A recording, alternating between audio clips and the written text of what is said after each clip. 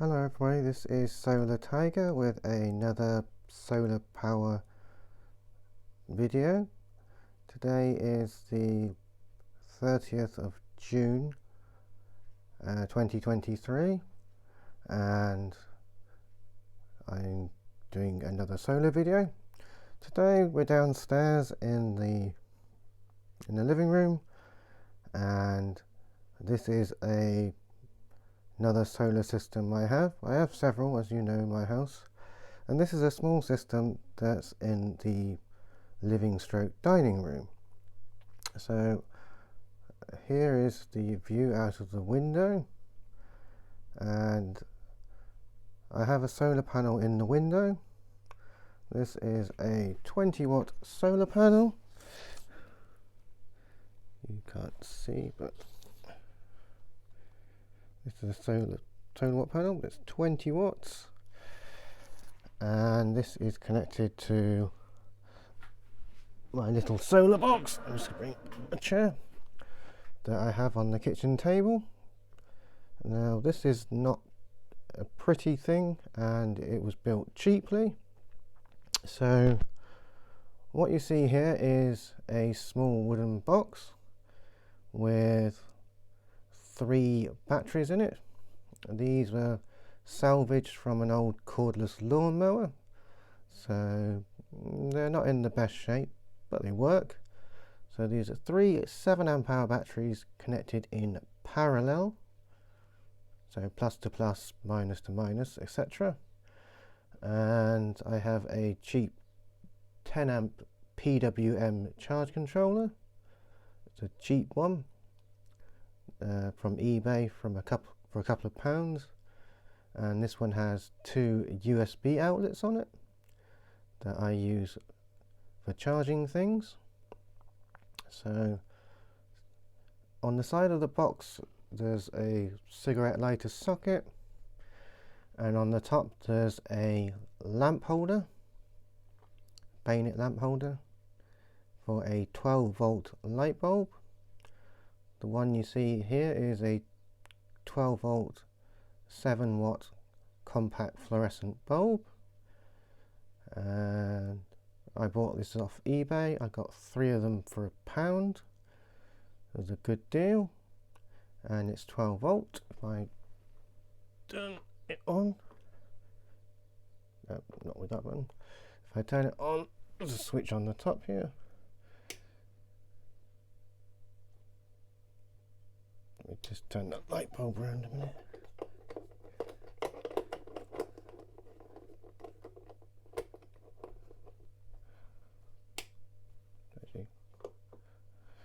There we go. So that's the 12 volt compact fluorescent lamp, and into the socket on the side I have a LED light bulb plugged in. It's one of those cheap ones off of eBay. It's supposed to be 5 watts, 5 watt 12 volt LED light, sold for like camping and stuff like that. But it's good. Uses 5 watts, and this light bulb uses 7 watts, so I use that one more. Let's turn these off again. There's a switch on the charge controller that controls the 12 volt output, but the USB sockets are on all the time. I think the USBs are rated for 2.4 amps, but I think that might be for both of them. This charge controller is very basic. It basically just shows you the battery voltage. It doesn't show you any charging current or load current or watts or whatever, just the voltage. And it just shows when the solar panel is charging the battery. The arrow comes on. If I turn the load on, then there's the light bulb symbol comes on to show that the load is on. And that's that. There's not much you can adjust on the charge controller, So it's very, very basic, but I used it basically because I just had it. These batteries, I said, came from a scrap cordless lawnmower, and they're alright for light loads but not for anything heavy. But I use this system to charge different things. I'm charging a power bank here, and I'm charging a DC cordless fan. It's a 5-volt fan, as you can see. It has an 18650 cell in it. I bought it for £10. So we have these cordless fans because the weather's been very warm, and these things are great. You can just charge them up and then you can place them anywhere. So good when you're sitting on the computer or watching the TV or whatever. So that's one thing.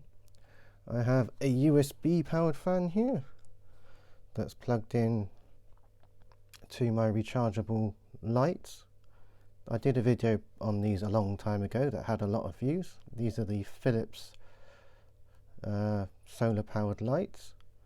There's a solar panel for that up there. That's a 5-volt, I think it's 4 or 5 watt solar panel, and you can run 2 lights with that.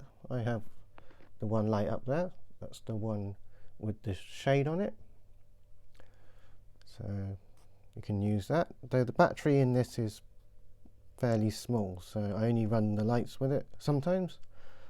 I mainly use this one more. Also, I got a deal on some LED light bulbs. These ones, and these are Edison screw, or E27, so large type screw, and there's a label on here that says they can run on 10 to 30 volts DC, but that's all. These might be, I don't know, maybe 3 watts, 3 or 5 watts maybe. These ones aren't warm white, these ones. That one up there is supposed to be daylight, so it's more white, so I like the light from that better. So that's that. As I said, these are Edison screw, which fit in that standing light over there. That's also a 12-volt light that's connected to a 12-volt battery in a box over there, and that has a solar charge controller in it, and it's charged through a DC wall adapter through a solar charge controller. So I think it's the wall outlet does, the wall adapter does about 14 watts, and it feeds a charge controller, and it just trickle charges the battery all the time. So we can either use it in the evening, or if there's a power cut, we can use that as a backup light. You can use that as a backup light, but I use that all the time when eating dinner and having breakfast. So that's good. It lights up the table nice and brightly. That light socket over there is a bayonet light socket. That's common in the UK, the most common.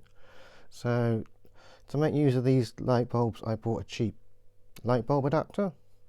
So it's E27 to B22, or large bayonet. About three or £4 on eBay. So you can do solar in a small way. You don't have to spend lots of money, and that's just a small system. I use it every day when I'm eating my dinner or eating my breakfast. It gives me some light, and I can charge my devices, USB devices, so fans, power banks. You can charge your phone or whatever you wanted to charge. So this is Solar Tiger with a solar video. So that's my small system on the dining table. Now if we go over to the PC, we'll go on to something else. So if we come to the PC, this is my main PC. It runs Linux, and here we're looking at the Victron Connect app. This is the Linux version, and I'm viewing my solar power system. So you can see here that at the top we have my main battery bank upstairs. We now can see the solar shed with the controller that I bought in the last video, and these are the main solar panels, the three 100-watt ones that are on top of the shed. So we can see on the main system that if I click into it, that's why I like Victron equipment. So right, this is the main system. So this is the history section, and on the right here is the status section. So at the moment the main panels are at 55 volts, bringing in 1.2 amps. The battery bank's at 12.95. We're charging at 4.9 amps. Nothing shows on the load here because most of it's connected on the battery side of the charge controller. So that's that. We have a history. This history covers up to 30 days, and you can view all things on it. There's a bar graph. So the white section is for the bulk. The section above is for absorption, and the section right at the top is for when the charge controller is in the float mode, and it shows you details underneath. So far today we brought in 120 watt hours. The solar panels have peaked at 69 watts, and the peak voltage of the solar panels is 57.28 volts. The battery is up to 12.96 volts, and last night they went down to 12.37. So today is a bit grey, it's not much sun, so we're not producing much power. Yesterday was better, we produced 1.13 kilowatt hours. The solar panels peaked at 221 watts. So this is what I like about Victron equipment, is you can delve into the stats, and it records 30 days of history.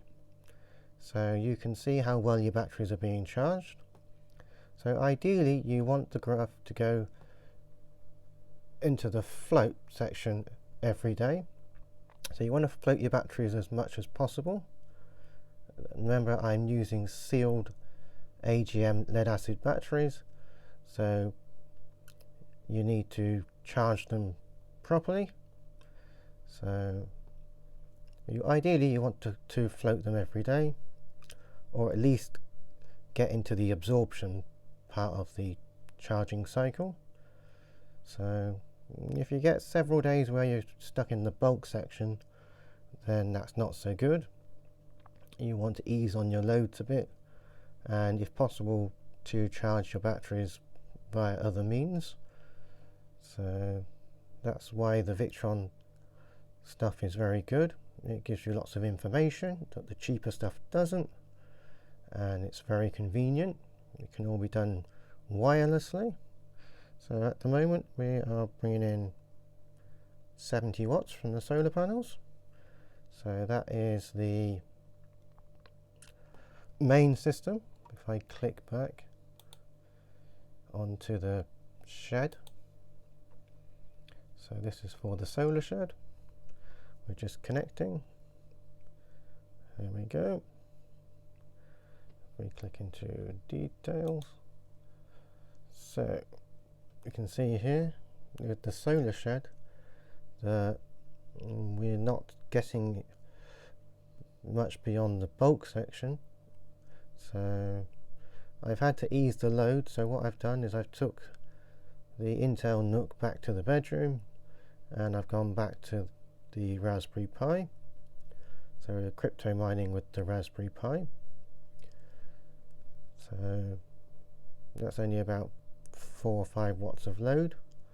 So, and I've hooked up extra solar panel and the wind generator to help charge, but it's not been very windy, and recently we haven't had a lot of sun, so that's how that's going. So I was looking at the data from the charge controller, and that's why I've gone back to the Raspberry Pi, because you can see that my battery has been down to about 12 volts, so that's a bit on the low side. So that's what this Victron stuff is good for. It gives you information that you need, and based on the information you have, you can change things around. Before, I could not monitor my solar shed at all with the charge controller that I had, so that's why I wanted a Victron one. If we go to the live status part, you can see I have two 50 watt panels in series, so we got 30 something volts coming in at about 0.4 amps. The battery is at 12.9 volts. We're charging it with about half an amp, and the load is 4 watts, 4 or 5 watts, because on this system all the loads are actually connected to the load output of the charge controller. So that's how that is going. So that's what I like about the Victron system. We're producing 12 watts at the moment.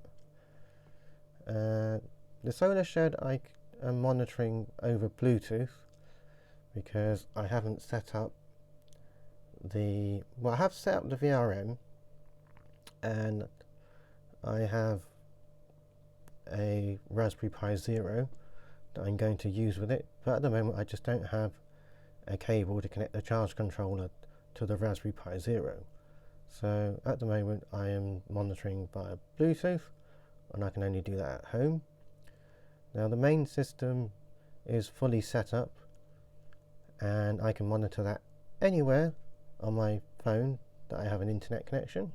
So I can monitor that at work, but I can't monitor the shed, because as I said, I don't have a cable to connect the charge controller to the Raspberry Pi Zero.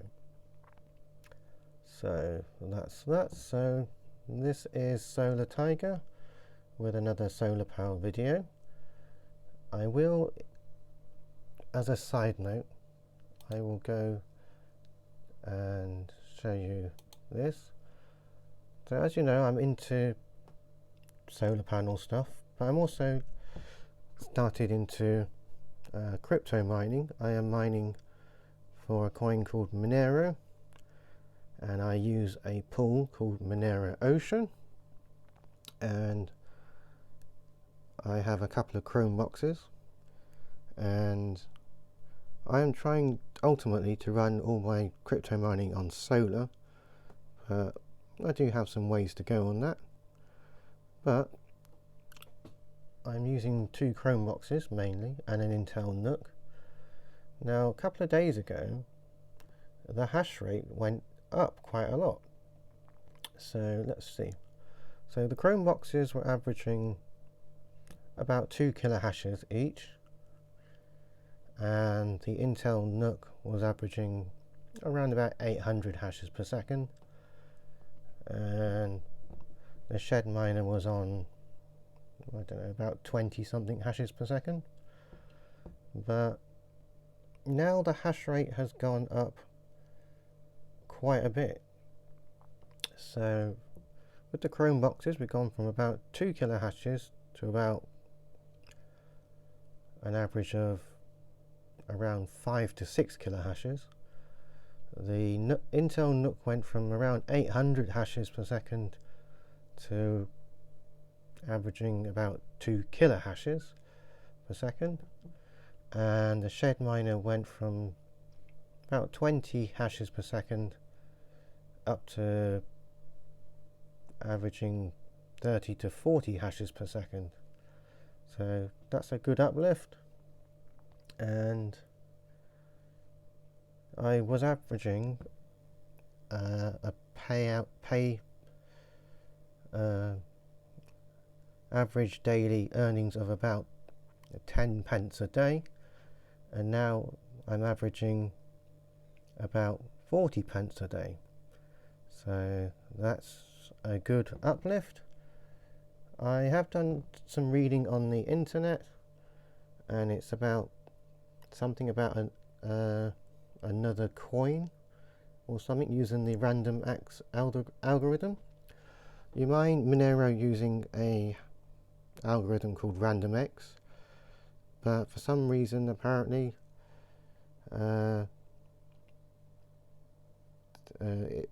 this increase in hash rate is something to do with another coin, but I don't know a lot about crypto mining. But all I know is that my pay rate is going up, and up is good. So I have worked out, I added this number and this number together and put it into a Monero to UK pound converter, and my earnings are worth around £16 at the moment. I've been going for quite a while on this, so if you go into crypto mining, it's more for the fun and education than earning much money, because the profit you make is to do with how much you have mined minus any electrical costs that you have paid. Since most people have to pay for the electricity to run their miners, i.e. you plug it into the wall socket and the power company charges you for it. That's why I'm trying to run on solar, so that my power is free. So with this, I have